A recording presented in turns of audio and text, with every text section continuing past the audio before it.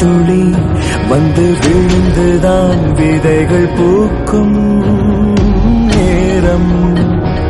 வாழ்விலே புதிய லட்சியம் இனி நிச்சயம், தடைகள் விலகி போகும் தூரம். எழுந்திடு மண்ணை நேசிப்போம், எழுந்திடு மரத்தை நேசிப்போம், எழுந்திடு காற்றை வாசிப்போம். நீ பார்த்தோடா புது புது வழியை யோசிப்போம், உயிரென பயிரை நேசிப்போம், பூமிக்கு உணவை யோசிப்போம்.